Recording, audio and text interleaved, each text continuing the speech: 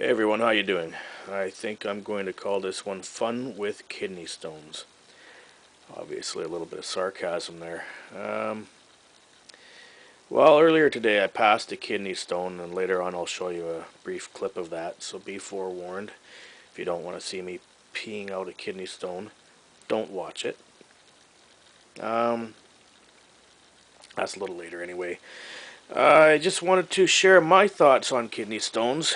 If you haven't had one, trust me, you don't want one. There's no pain that I know of that comes close. I've had a spike right through my left foot. I've had to work with a crushed finger, finish off a taekwondo class with a busted toe. I've had a busted wrist.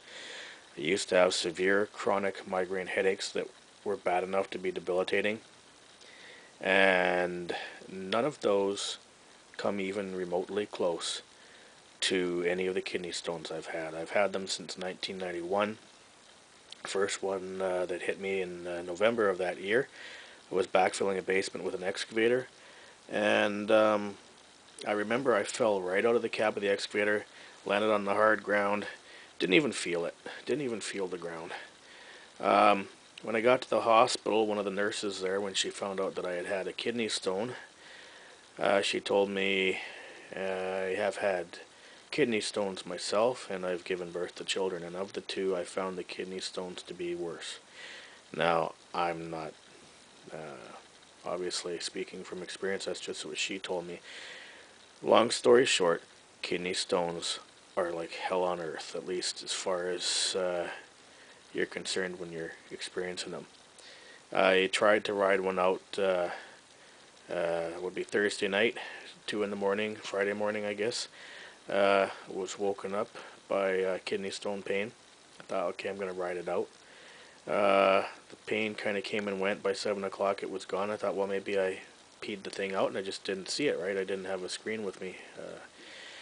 So I spent Friday running errands and shooting a little bit of video with my camera. And I thought, okay, well, I guess I'm okay now. Wrong. Right at the end of supper, Friday night, bang, just like that. In goes the red hot knife right through my back, and it was even worse than the night before. And I thought, okay, there's no way I'm riding this one out. Get the ambulance. They got me in the ambulance, and well, however bad things are, I try to have a little bit of fun with it. Not that you can necessarily do that with a kidney stone, but this kidney stone, by the way, of all the ones I've had, has the first one that's been bad enough that I was vomiting. I think the other ones, I got to the hospital quicker and they got me on medication, and that helped. Maybe that's why I didn't vomit. But this one, yeah, both days I was puking a lot. Just from the pain. Just from the pain. I never had pain so bad to make me vomit like that. So when I get in the ambulance, one of the ambulance attendants hands me this little square cardboard tray thing, like the kind that you would get at an older style drive-in for putting the French fries in. And so he hands me that, and I look back, and I'm barely able to talk, and I go like this. I said, "Can I get fries with that?" And well, needless to say, he laughed. So he was telling one of the other ambulance attendants that that made his day, or that made his shift. So now I'm in bed, and I'm sick, really sick, but not from the kidney stone. I'm sick from all the stuff that they gave me to kill the pain from the kidney stone.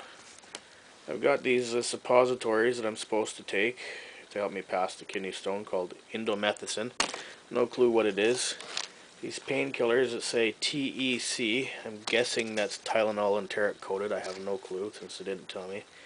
And they gave me a prescription for something called Flomax, which I looked up on the internet, and it's supposed to be to help you with your prostate, so to relax it so you can pee. So I guess it's to help you pass the kidney stone more easily. But all this stuff that I've been taking, it's like I can't even walk around the house now. I was trying to sit at my computer to start doing some research on what I can do to prevent kidney stones, and I couldn't sit at my computer. That's why I'm laying down in bed recording this sideways, because I can't even sit up. It just makes me want to puke. But if you haven't had a kidney stone, well, count your blessings. You're lucky. If you have had them, you know how bad they are. I don't have to tell you. But this much I will say. I never want to have one again. After the first one back in 91, I never wanted to have one again. But after this last one, even more so. Um, they say that there are things you can do to dissolve them. Check out some of the other videos here on YouTube. I know I was looking at a few of them on my BlackBerry. One guy drinks a lot of lemon juice. Oh, by the way, here's that clip that I told you about. So you're warned if you don't want to see it. 3, 2, 1, here we go.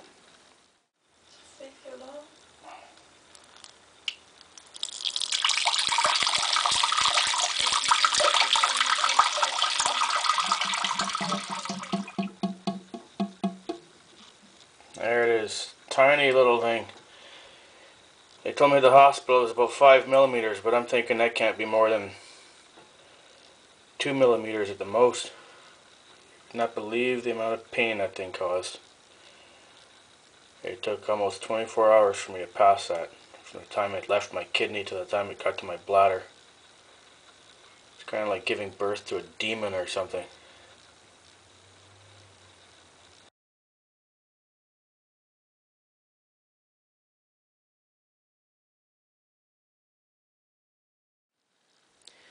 Okay, so there it is. So that's what that little tiny thing there that you just saw. They told me that was a 5 millimeter stone when they did the CAT scan.